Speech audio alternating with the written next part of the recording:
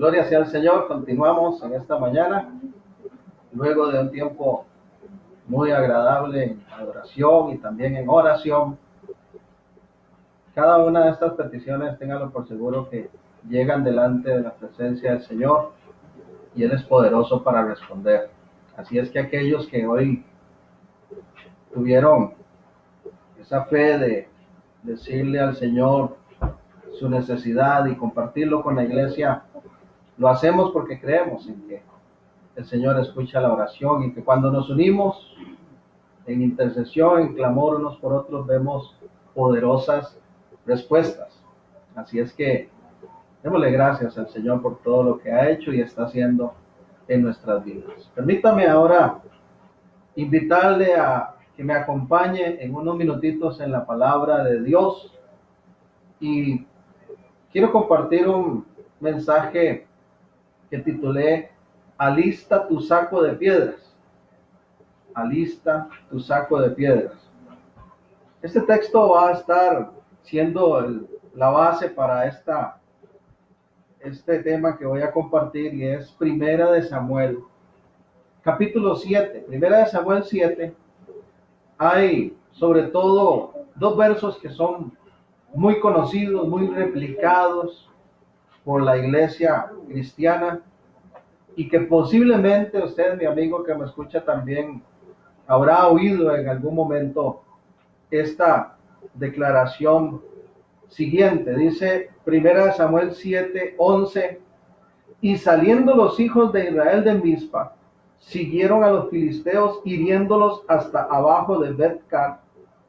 Tomó luego Samuel una piedra y la puso entre Mizpa y Sen, y le puso por nombre Eben-ezer, diciendo: hasta aquí nos ayudó Jehová.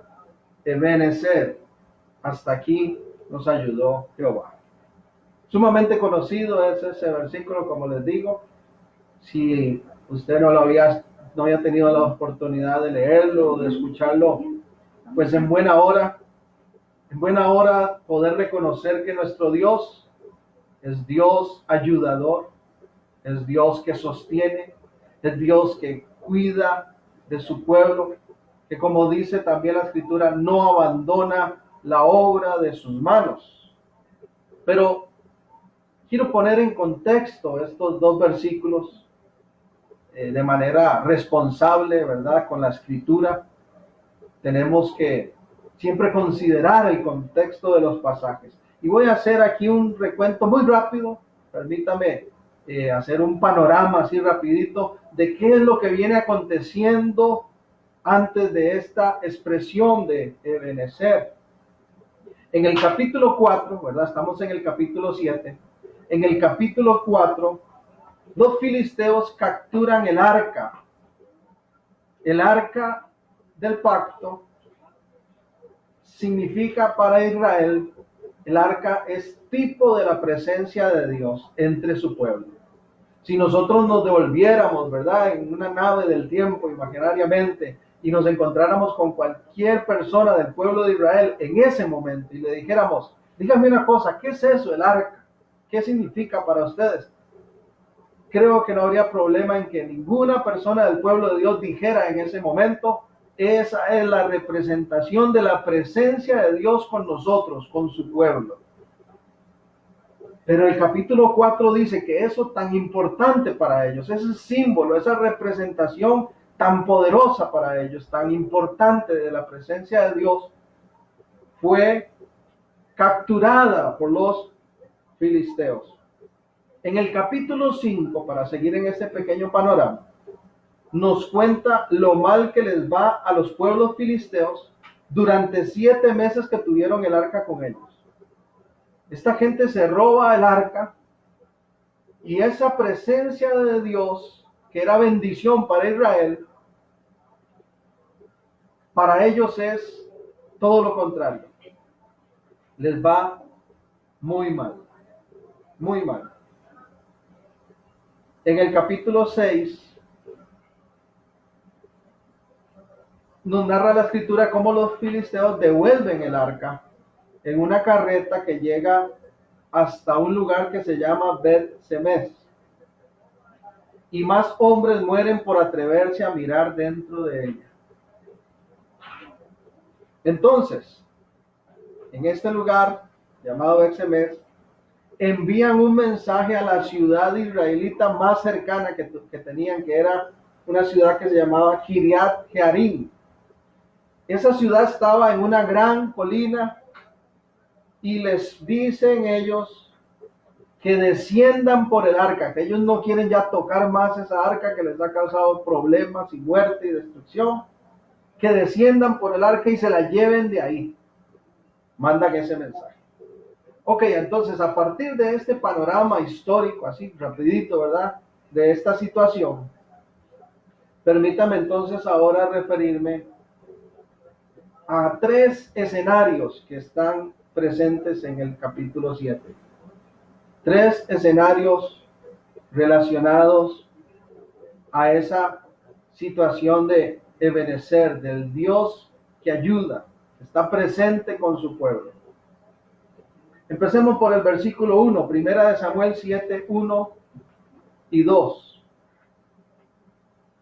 Vinieron los de Kiriat Jearim y llevaron el arca de Jehová y la pusieron en casa de Abinadab, situada en el collado, y santificaron a Eleazar su hijo para que guardase el arca de Jehová. Repito, vinieron los de Kiriat Jearim, que era el pueblo israelita más cercano en ese momento para los filisteos, el pueblo al cual ellos le dijeron, un pueblo que estaba en una colina, por favor bajen ustedes y llévense esta arca. Entonces dice que estas personas de este pueblo vinieron por el arca y la pusieron en casa de Abinadab, que era una casa situada en el collado, y santificaron a Eleazar su hijo para que guardase el arca de Jehová. El primer escenario que quiero presentarles yo lo he llamado cuando Dios está en la esquina. Cuando Dios está en la esquina. ¿A qué me refiero con esto? Bueno, el texto dice que pusieron el arca en casa de Abinadab. ¿Por qué no de una vez en Silot? Me pregunto yo, que era donde estaba el tabernáculo. ¿Por qué no llevarlo a Silot, donde está el tabernáculo y donde están los sacerdotes, que eran los nombrados por Dios para ese trabajo, esa tarea de ministerio, de cuidado y de servicio con el arca? Dice que en vez de hacer esto, dice que esta gente deja a Dios, por así decirlo, en una esquinita. En esa esquinita, en ese collado, en ese monte lejos del centro de la actividad, ¿verdad? Digámoslo así, religiosa. En esa colina el arca está por 20 años. ¿Qué pasó en esos 20 años? Dice el verso 3, 1 Samuel 7:3. Habló Samuel a toda la casa de Israel diciendo: si de todo vuestro corazón os volvéis a Jehová, quitad los dioses ajenos y a Astarot de entre vosotros, y preparad vuestro corazón a Jehová, y solo a él servid, y os librará de la mano de los filisteos. ¿Qué pasó en esos 20 años? Durante esos 20 años que tenían a Dios en la esquina, en esa casita, en ese collado ahí, retirado, aislado del resto del pueblo, Israel no tuvo mucho que celebrar. Israel no tuvo mucho que agradecer en sus vidas. De hecho, se están viviendo durante esos 20 años tiempos de opresión. Ese primer escenario, haciendo una hermenéutica, un traslado, ¿verdad?, a nuestro presente para intentar hacer una aplicación, yo lo veo muy conveniente en estos momentos, el poder nosotros reconocer que en tiempos de crisis como los que estamos viviendo, Dios no puede estar en la esquina. Dios no puede estar retirado, aislado, alejado del lugar que le corresponde en nuestro corazón, en nuestra mente, en nuestra vida, en nuestro hogar. Dios tiene que tener el lugar de preeminencia. de importancia, tan necesario para todos nosotros. El segundo escenario que quiero presentarle es cuando hay consagración. Cuando Dios está en la esquina, no hay mucho que celebrar, siguen las crisis, siguen los problemas, aún más puede que se acrecienten esos problemas. Porque si Dios no es el centro, Él como caballero no va a imponerse. Pero un segundo escenario es cuando hay consagración. Y en el versículo 13 en adelante dice que hay una consagración por parte del pueblo. Entonces habló Samuel a toda la casa de Israel diciendo: si de todo vuestro corazón os volvéis a Jehová, quitad los dioses ajenos y a Astarot de entre vosotros, y preparad vuestro corazón a Jehová, y solo a él servid, y os librará de la mano de los filisteos. Entonces los hijos de Israel quitaron a los Baales y a Astarot, y sirvieron solo a Jehová. Y Samuel dijo: reunid a todo Israel en Mizpa, y yo oraré por vosotros a Jehová. Y se reunieron en Mizpa, y sacaron agua, y la derramaron delante de Jehová, y ayunaron aquel día, y dijeron allí: contra Jehová hemos pecado. Y juzgó Samuel a los hijos de Israel en Mizpa. Estamos en el verso 7. Cuando oyeron los filisteos que los hijos de Israel estaban reunidos en Mizpa, subieron los príncipes de los filisteos contra Israel, y al oír esto los hijos de Israel tuvieron temor de los filisteos. Entonces dijeron los hijos de Israel a Samuel: no ceses de clamar por nosotros a Jehová nuestro Dios, para que nos guarde de la mano de los filisteos. Y Samuel tomó un cordero de leche y lo sacrificó, y entró entero en el holocausto a Jehová, y clamó Samuel a Jehová por Israel, y Jehová le oyó. Lo que no ocurrió en los 20 años que estuvo la presencia, el arca en esa esquinita, ahora aquí empieza a ocurrir. Porque cuando hay consagración, cuando hay humillación, cuando hay arrepentimiento, entonces empiezan a surgir muchas cosas por las cuales agradecer. Empieza a manifestarse la bendición, el respaldo de Dios en las vidas de las personas. La pregunta sería para nosotros: ¿estamos consagrando nuestros días al Señor? ¿O habrá algo de lo cual arrepentirnos? ¿Está Dios en el centro de nuestra vida, en el trono, en la silla de honor, de privilegio en nuestros hogares? ¿O hay otras cosas que están ocupando ese lugar?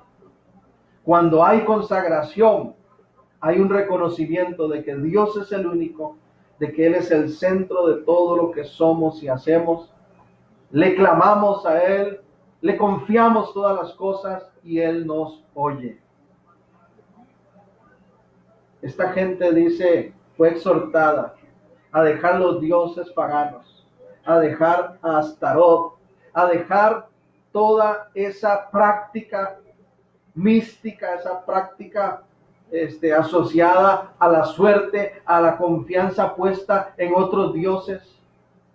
Mire, es increíble, pero en los tiempos de crisis la gente pone la confianza a veces en los lugares, en las personas, en las cosas menos convenientes. Pero cuando hay consagración en este segundo escenario, vemos entonces que Dios bendice con victoria. Y vinieron los filisteos a atacar otra vez, y esta vez Dios oyó el clamor, porque vio a un pueblo consagrado, porque vio a un pueblo rendido, humillado ante su presencia.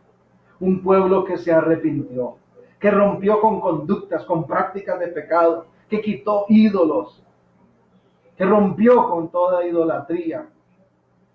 Y recuerde que un ídolo no es solo algo creado de madera, de metal y demás. Un ídolo es todo aquello que ocupa el primer lugar en nuestro corazón, quitándole el lugar a Dios. Entonces, durante 20 años que estuvo Dios en la esquina, no hubo mucho que celebrar, no hubo mucho que agradecer, pero cuando hay consagración, dice que Dios bendice con victoria. Y aconteció, dice el verso 10, que mientras Samuel sacrificaba el holocausto, los filisteos llegaron para pelear con los hijos de Israel, mas Jehová tronó aquel día con gran estruendo sobre los filisteos y los atemorizó y fueron vencidos delante de Israel. Y entonces llegamos a los dos versos con los cuales empezamos hoy, el verso 11 y el 12. Y saliendo los hijos de Israel de Mizpa, siguieron a los filisteos, hiriéndolos hasta abajo de Bet-car. Tomó luego Samuel una piedra y la puso entre Mizpa y Sen, y le puso por nombre Ebenezer, diciendo: hasta aquí nos ayudó Jehová. El tercer escenario que quiero presentarle no solo es cuando Dios está en la esquina, ya vimos que ese no conviene, no hay mucho que celebrar, no hay respaldo, no hay victoria, todo se complica. El segundo escenario es cuando hay consagración, cuando hay humillación, ahí empezamos a ver la gloria de Dios, ahí vemos su victoria, Dios bendice. Pero el tercer escenario, muy importante que no podemos dejar de lado, es la gratitud. Cuando hay gratitud. A veces cuando Dios responde, la gente se olvida de su fidelidad. A veces cuando Dios contesta, la gente renuncia a su consagración. Esa es una tendencia que tenemos los seres humanos, a que cuando las cosas van bien, nos alejamos de Dios. Y cuando se complican, entonces ahí sí, Dios mío, ayúdame. El famoso Dios 911 que dicen por ahí, ¿verdad? Para las emergencias nada más. Pero cuando hay gratitud, ¿sabe qué es lo que ocurre? Cuando hay gratitud, hay mucho más por agradecer. Dios añade más bendiciones. Dios añade más motivos de celebración. Dios añade más motivos de victoria en nuestra vida. Acrecienta nuestra gratitud. El significado de Ebenezer que dice aquí, hasta aquí nos ayudó Jehová. La palabra Ebenezer como tal, ¿verdad? Hablando de la gramática de esta palabrita, es piedra de ayuda. Dios es piedra de ayuda, es lo que está diciendo. Es una roca fuerte que nos sostiene. Es nuestro ayudador. Por eso yo titulé este mensaje: alista tu saco de piedras. Porque lo que simbólicamente hizo el profeta Samuel fue poner una piedra en ese lugar para recordar que Dios les ayudó a ganar esa batalla contra los filisteos. Si pusiéramos una piedra por cada ayuda de Dios en nuestra vida, no solamente un saco, necesitaríamos miles de piedras para ir recordando y colocando la ayuda fiel que el Señor ha tenido para con nosotros. Yo quiero invitarle para que en su casa, simbólicamente, no es que usted va a ir a buscar una piedra y la va a poner ahí, no. Simbólicamente, en su casa, en mi casa, debe haber una piedra de gratitud. En la cama, a la par de sus hijos, debe haber una piedra de gratitud. En su propio cuarto, en la cama ahí, donde usted duerme y descansa por las noches, debe haber una piedra de gratitud. Porque el Señor es fiel. En la mesa debe haber una piedra de gratitud. Que diga, Él es mi proveedor. En cada uno de nuestros corazones, nuestra propia vida ahora debería ser esa piedra. Debería ser ese símbolo. Debería ser ese anuncio. La gente debería de notar en tu frente, en mi frente, en nuestro rostro, un brillo de gratitud especial para con Dios. Cuando hay gratitud, ¿qué es lo que ocurre? Hay más motivos para agradecer. ¿Quieres tener más cosas que agradecerle a Dios? Entonces, sigue manifestando tu gratitud para con Él. No te olvides de sus beneficios, como dice el salmista. El Señor Jesús en el Evangelio dio un relato de 10 hombres leprosos. Con calma usted puede buscar en su casa y leerlo, pero por cuestión de tiempo nada más voy a referirme rápidamente a esta situación de estos hombres. 10 hombres leprosos se acercan a Jesús clamando misericordia. Y la respuesta de Jesús es: vayan y cumplan con el rito que había de ceremonial, con la ley de que un leproso no podría volverse a integrar a la sociedad sin antes ser confirmado por el sacerdote que ya estaba sano. Y dice que estos 10 hombres se van haciéndole caso a Jesús, y antes de llegar con el sacerdote se vuelven a ver que ya están sanos, completamente sanos. Imagínense usted lo que significó para estos hombres. Gente aislada de la sociedad, gente apartada, menospreciada, rechazada, que no podían acercarse a menos de 100 metros a alguien. Sanos, que su cuerpo se estaba literalmente pudriendo porque la lepra era algo terrible, que iba comiendo la piel. Verse sanos, restaurados. Imagínense qué alegría. Tal vez diríamos, bueno, la reacción necesaria en ese momento es darle gracias a Dios por su obra. Pero el mismo Jesús nos cuenta que solo uno de los 10 regresó con él para darle gracias. Y Jesús hizo la pregunta: ¿y los 9 dónde están?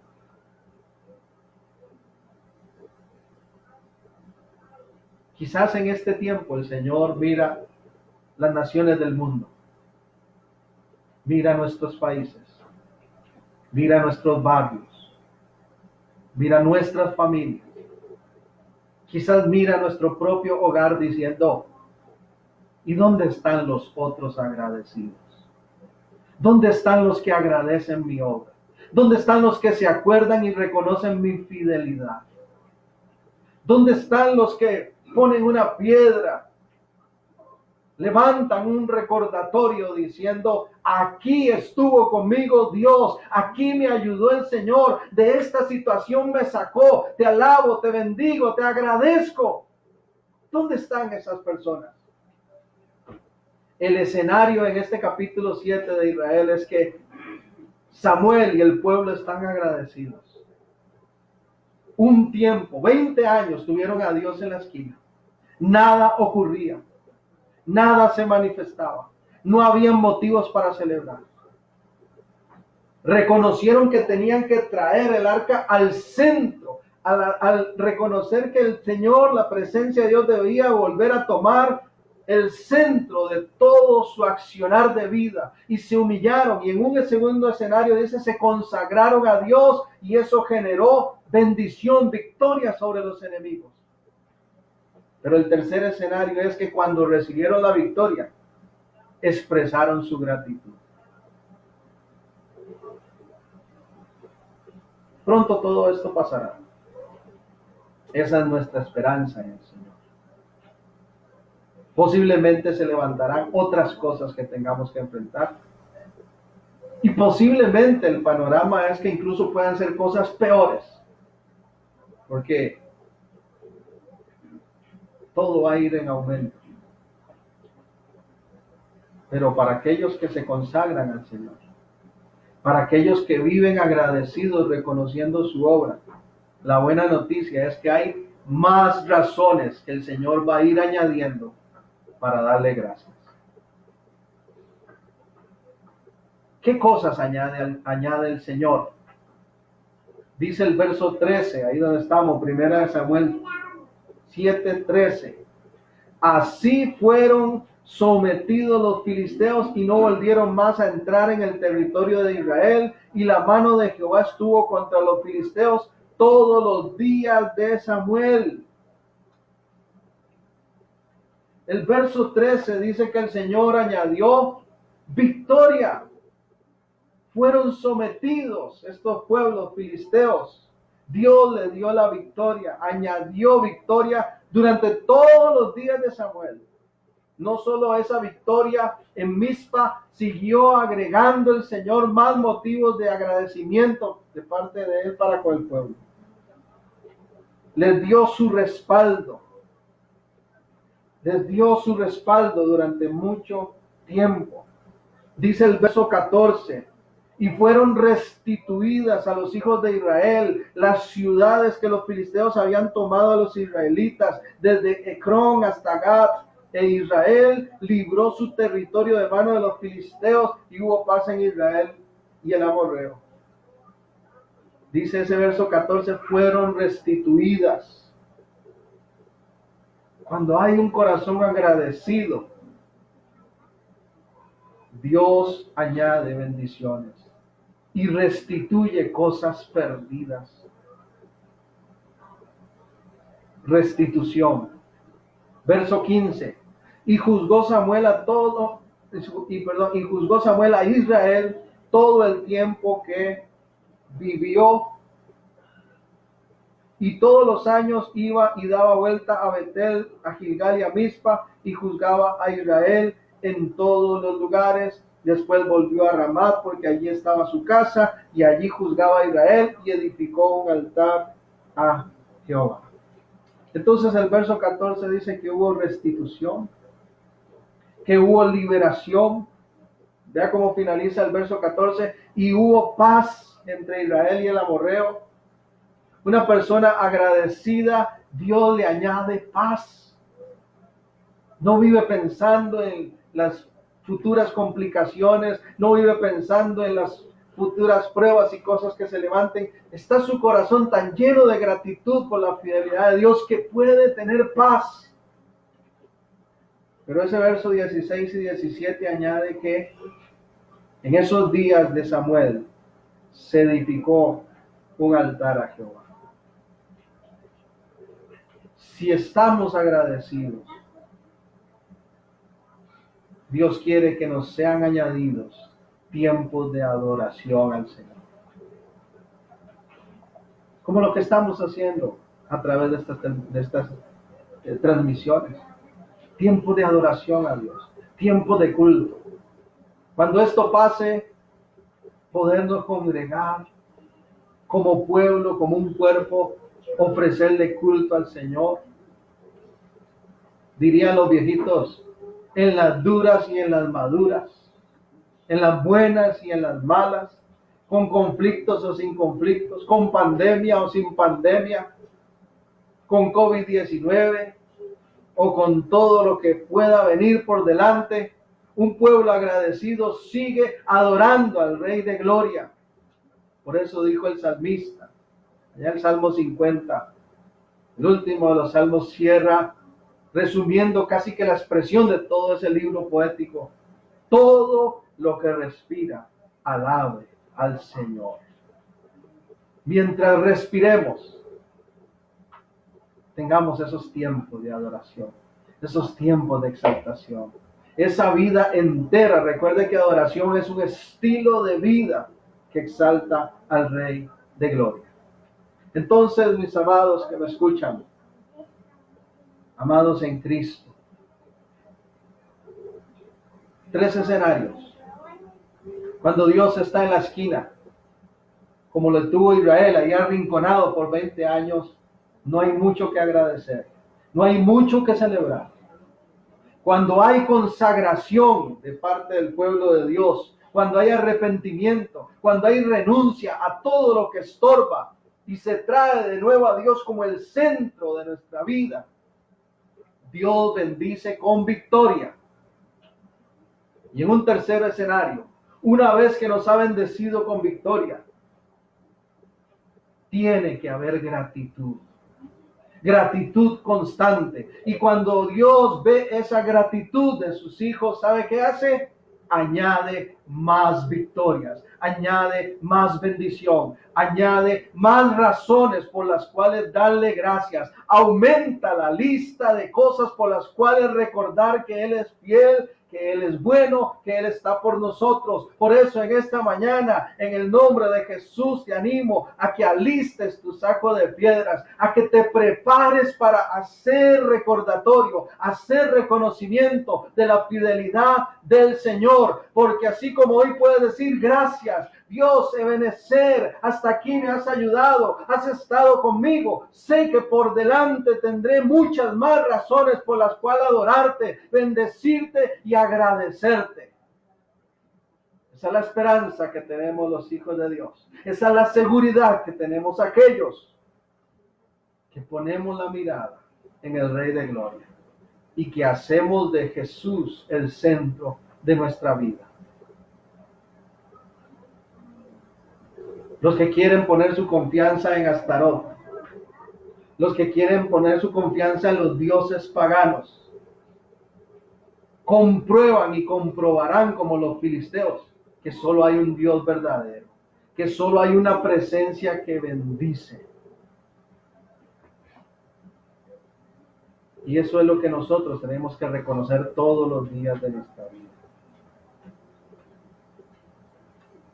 Termino con esto. Al igual que con el pueblo de Israel, si tú hoy dices, Ebenezer, hasta aquí me ayudó el Señor. Si tú hoy dices, puedo reconocer su fidelidad.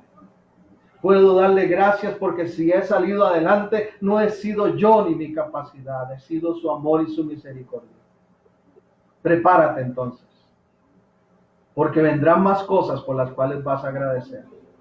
Recíbelo de parte de Dios. Vendrán más cosas por las cuales agradecer.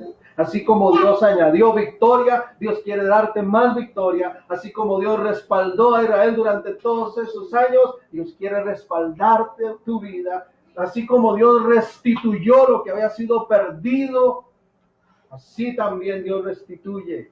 Dios da liberación. Dios inunda con su paz. Y por eso es digno de adoración. Señor, en esta mañana, gracias. Gracias, Señor, por ser nuestro ayudador. Hoy yo puedo decir, Señor, que hasta aquí me has ayudado tú. Hoy yo puedo reconocer y sé que las personas que comparten este tiempo conmigo de transmisión también tienen mucho que reconocer. Si hubiésemos puesto una piedra, un monumento, un recordatorio por cada una de las victorias, Señor, tendríamos que reconocer, Dios, que ha sido bueno, Señor. Que ha sido bueno, Dios. Que ha sido más que bueno, Dios. Que has sido fiel, que nos has ayudado siempre y que aún incluso cuando no lo hemos merecido, Señor, nos has sostenido, Dios.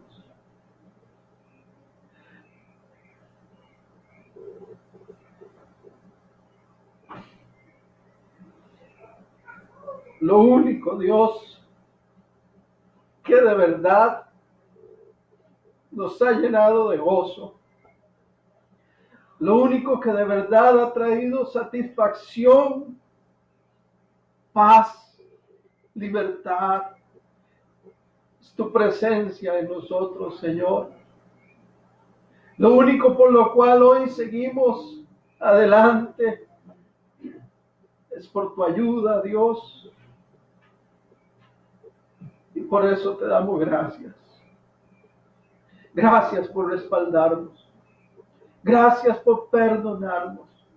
Gracias, Señor, porque sigues añadiendo, Señor, más motivos de gratitud, más razones para alabarte. Gracias porque tú has restituido cosas, Señor, que el enemigo intentó quitarnos, Dios, o que por nuestros propios actos tuvimos que perder. Gracias, Señor, porque nos has inundado con tu paz. Y aún en los momentos más difíciles, Señor,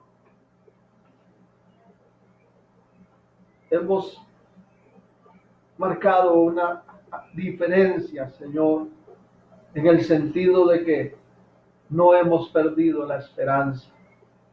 Y aun cuando otros han renunciado a su fe, y aun cuando otros han caído en desesperación,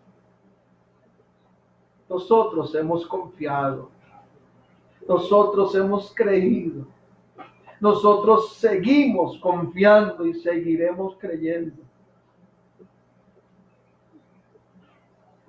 Porque hasta aquí nos has ayudado, Dios. Alabo tu nombre y te bendigo. Porque te veo en la vida de la iglesia. Porque te veo en los testimonios del pueblo de Dios. Porque te veo en mi familia. Porque te veo proveyendo. Porque te veo sustentando. Porque te veo sanando. Porque te veo ministrando paz. Porque te veo fortaleciendo. Porque te veo animando. Porque tú estás presente, Señor, llevando adelante tus propósitos. Bendito sea tu nombre, Dios. En esta mañana, por la fe puesta en ti, Jesucristo, yo alisto, Señor, mi saco de piedras. Yo me preparo, Señor. Me comprometo ante ti, no ante las personas, a seguir agradeciéndote todo tu favor, día con día. En todo tiempo, Señor. Porque en todo tiempo tú eres bueno. Gracias, Señor amado. La gloria, la honra es para ti, Señor.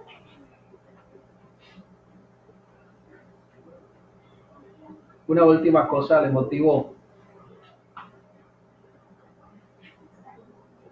ya que no podemos andar poniendo piedras por todos lados y recordatorios, le motivo a que nuestra propia vida sea esa piedra de recordatorio, ese anuncio al mundo. Nunca te calles las cosas que Dios hace.